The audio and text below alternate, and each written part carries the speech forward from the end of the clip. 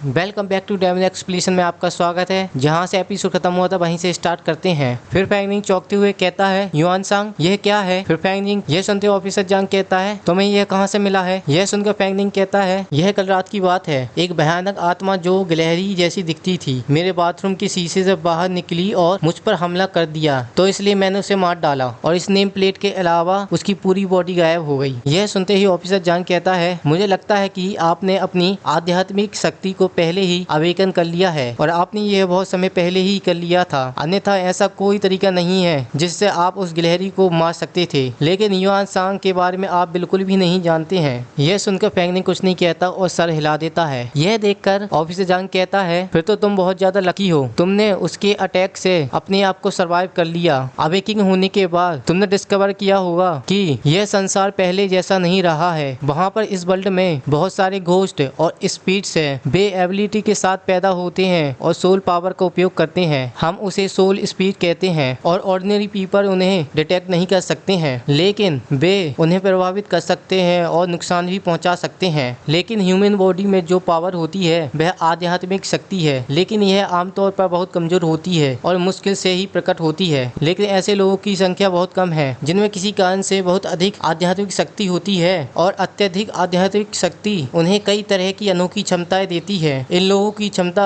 उपयोगकर्ता कहा जाता है और अधिक एबिलिटी यूजर के शरीर में जन्म के समय अलग अलग स्पिरिचुअल पावर होती है और वे अवेकिंग होने की एबिलिटी के साथ पैदा होते हैं। और आप जैसे लोग जो बाद में अवेकिंग होते हैं वे सभी एबिलिटी यूजर का केवल 10% हिस्सा होते हैं। ह्यूमन और सोल स्पिरिट वह एनर्जी के साइज के अनुसार दोनों 8 लेवल में डिवाइडेड होते हैं। ह्यूमन 18वें लेवल की एबिलिटी यूजर के होते हैं, जबकि सोल 6 लेवल को पार करने के बाद एक विशेष प्रकार का दबाव होता है। वे निचले स्तर की आत्मा को दबा सकते हैं और नियंत्रित कर सकते हैं, लेकिन ग्रेडी सिस्टम इंसानों से थोड़ा अलग है और सोल स्पिरिट 16 लेवलों के 2 विशेष स्तरों से बना है, सोल जनरल और सोल किंग। फैंगनिंग कहता है, लेकिन इतनी सारी जनसंख्या के आधार के साथ अभी भी कुछ एबिलिटी यूजर होने चाहिए, लेकिन मैंने उनके बारे में कभी क्यों नहीं सुना? यह सुनते ही ऑफिसर जांग कहते हैं, क्योंकि कंट्री ऑर्डिनरी लोगों में दहशत और यूजर एबिलिटी के प्रति शत्रु पैदा नहीं करना चाहते हैं। वे लोगों की यादों को बदलने या मिटाने के लिए स्पेशल सोल टेक्निक का उपयोग करते हैं। एबिलिटी यूजर्स और मॉन्स्टर की दुनिया आम लोगों के लिए अज्ञात है। कंट्री ने सभी नवजात शिशुओं की जांच करने के साधनों और तकनीकों में बहुत पहले ही महारत हासिल कर ली है। सभी जन्मजात एबिलिटी यूजर को जन्म के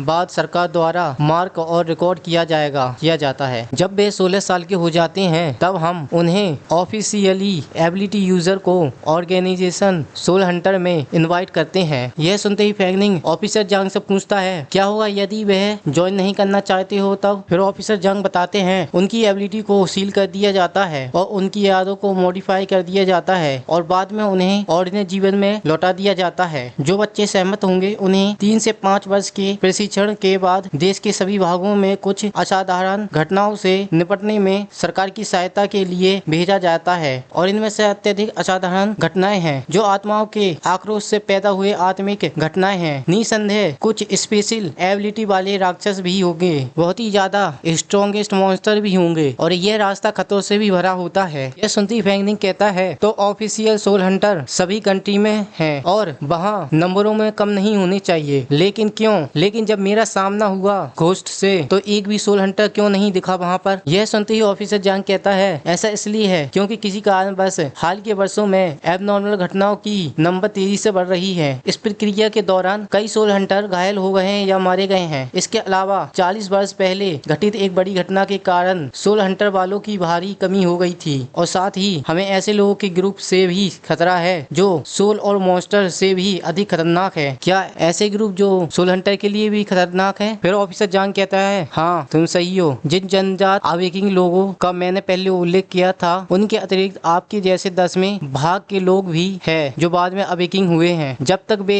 सक्रिय रूप से अपनी क्षमताओं का खुलासा नहीं करते हैं हमारे लिए उनका पता लगाना और उन्हें ढूंढना कठिन है। फिर हमें दूसरी साइड दिखाई दिया जाता है जिनमें से एक लड़का कहता है, वाह देखो वह कितना बदसूरत है। फिर एक लड़की कहती है, देखो मुझे ऐसा महसूस हो रहा है जैसे वह एक डॉग है। ओह मुझे जल्दी से देखना चाहिए मेरे आइडल ब्रदर्स को जिससे मेरी आंखें रिफ्रेश हो जाए। वह बूढ़ा आदमी अपने कांटेदार तारों से उस लड़की को बुरी तरीके से पकड़े हुए होता है और उसे देखकर मुस्कुरा रहा होता है और साथ ही उसके मुंह से लार भी बह रही होती है। ऑफिसर जंग अभी भी बता रहा होता है वे आम लोगों के बीच छिपते हैं और उनकी एबिलिटी आम लोगों से कहीं अधिक होती है। इच्छा या विभिन्न कारणों से वे भटक जाते हैं और एक बार वे जब समस्या पैदा करते हैं और नजर में आ जाते हैं तो हमारा ग्रुप ऑर्गेनाइजेशन सोल हंटर उन्हें तुरंत ही पकड़ लेते हैं। जब तक 40 साल पहले एक मिस्टीरियस ग्रुप नहीं आया और उसने सब कुछ बदल नहीं दिया और बहुत ही नंबरों में एबिलिटी यूजर अवेकन हुए हैं और उन्होंने सोल हंटरों के बीच भी घुसपैठ की और कई सोल हंटर को प्रलोभित किया जिनमें दृढ़ इच्छा की कमी थी। 40 साल पहले सोल हंटरों के बीच सिविल वॉर हुआ था और हमने उनकी शक्तियों को बहुत कमजोर कर दिया था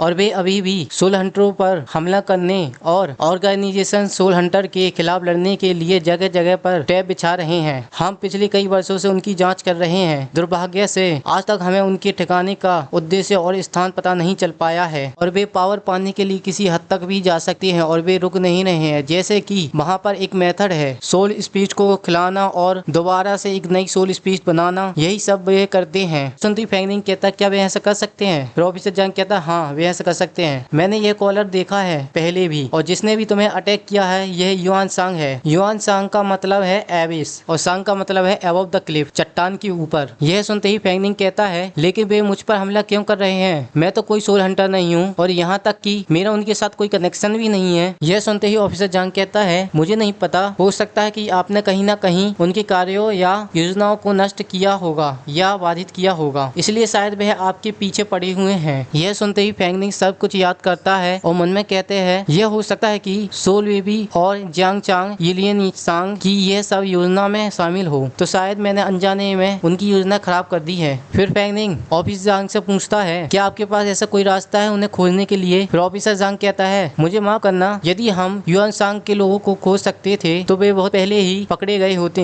लेकिन हमने उनकी कुछ लोगों को पकड़ लिया है। लेकिन दुर्भाग्य से वे सभी एक प्रकार की सोल टेक्निक के अधीन हैं, बस में हैं। एक बार कुछ कीवर्ड ट्रिगर हो जाने पर वे अंदर से बाहर तक पूरी तरह नष्ट हो जाएंगे और वहीं मर जाएंगे। वैसा आपको अभी भी नहीं पता होगा कि सोल टेक्निक क्या है ना? यह एक ऐसी पावर है जो सोल की गहराई से आती है और इसका प्रभाव प्रत्येक व्यक्ति पर अजीब और अद्वितीय होती है। एबिलिटी यूजर्स में से केवल मुट्ठी भर प्रतिभाशाली लोग ही इनमें निपुणता प्राप्त कर सकते हैं। यह सुनती फैंगनिंग कहता है बेशक मैं सोल स्किल को जानता हूँ क्योंकि मैंने खुद ही अपने लिए एक सोल टेक्निक क्रिएट की है, तो ऐसा देखा जाए तो यह मेरे बारे में ही बात कर रहा है जो एक रेयर जीनियस है। फिर ऑफिसर जंग बताता है ह्यूमन के लिए सोल टेक्निक में मास्टर होना बहुत ही कठिन है, लेकिन सोल बॉडी या हेट्रोमर्स के लिए वे जन्मजात है। वे अपनी आत्मिक कुशलता की पूरी शक्ति को सीधे ही उजागर कर सकते हैं। यही कारण है कि सोल हंटर होना इतना खतरनाक है। आप कभी नहीं जानते कि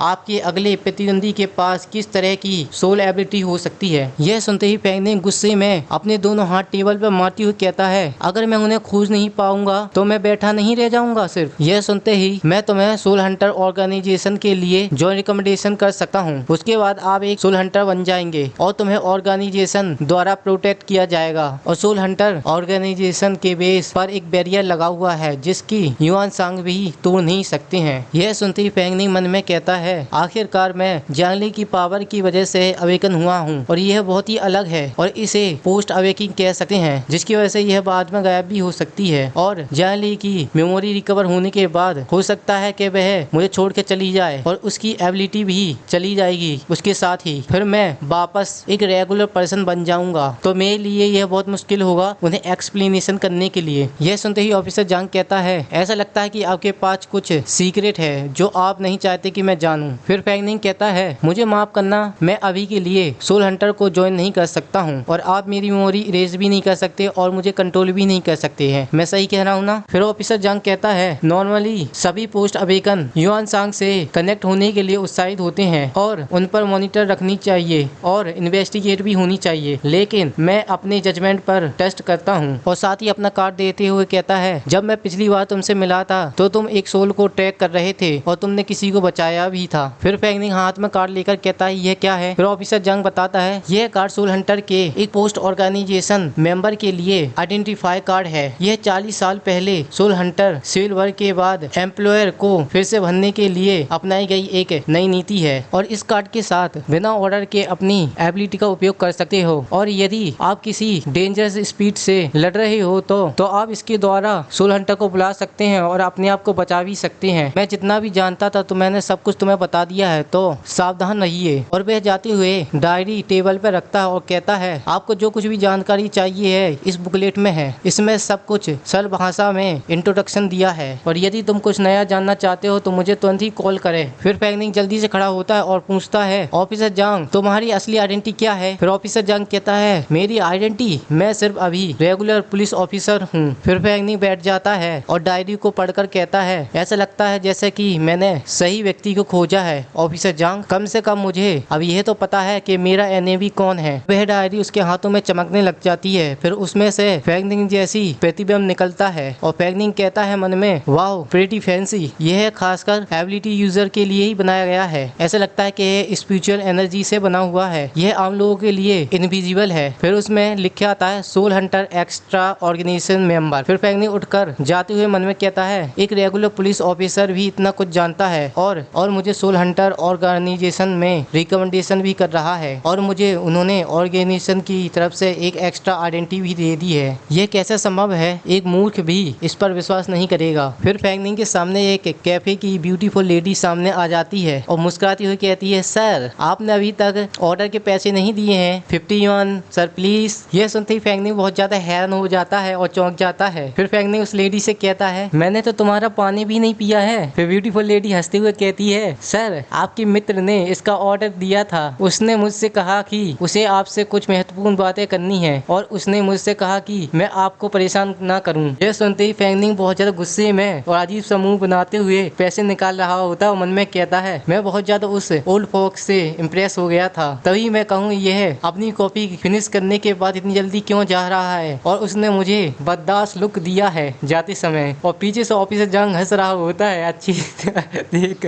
सॉरी फ्रेंड, यहाँ पर थोड़ी हंसी छूट गई थी एक्सप्लेनेशन करते हुए। फिर फैंगनिंग कैफे से बाहर आ जाता है पैसे देकर और साथ ही लेयर फैंगनिंग का बाजू पकड़े हुई होती है और फैंगनिंग आइडेंटिटी कार्ड देखते हुए मन में कहता है युआन सांग का खतरा बहुत बड़ा है, हमें जियांग ली को जल्द से जल्द अपनी पावर को पाने में मदद करनी होगी। फिर वह लेयर की तरफ देखता है और कहता है लेयर आपकी ताकत को पुनः प्राप्त करने में आपकी सहायता करने के लिए स्वादिष्ट भोजन खाने और फियर की पावर को अवशोषित करने के अलावा क्या आप किसी अन्य तरीके के बारे में जानते हैं। फिर लेयर मासूम सी शकल बनाते हुए कहती है मुझे ऐसा नहीं लगता है। यह सुनते ही फैंगनिंग लेयर से पूछता है कि स्पेसिफिक मैकेनिज्म क्या है और पावर और फियर का रूल क्या है। साथ ही मन में कहता है शायद यह बेहतर होगा कि वीडियो और लाइव स्ट्रीम से फियर से पावर गेन कर सके और इनसे जितनी भी अधिक पावर गेन हो सके उतनी अधिक पावर गेन करनी चाहिए। लेयर जितनी ज्यादा पावरफुल होगी उतना ही मेरे लिए फायदेमंद है। यह सुनते ही जियांग ली बहुत ज्यादा खुश हो जाती है और बताने लग जाती है हम अपनी आवाजों या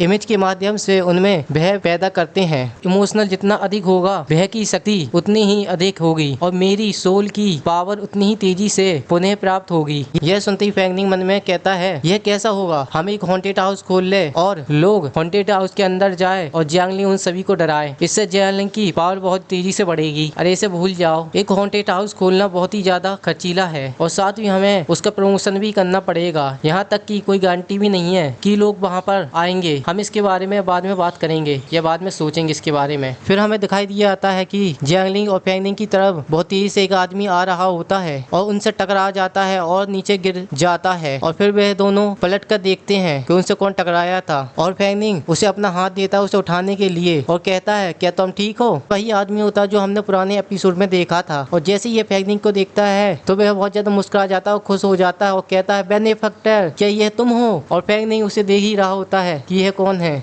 तो मेरे प्यारे दोस्तों आज का एपिसोड यहीं पे खत्म होता है। नेक्स्ट एपिसोड देखने के लिए चैनल को सब्सक्राइब करें, लाइक करें और कमेंट करें और शेयर करें। फिर मिलते हैं दोस्तों नेक्स्ट एपिसोड में।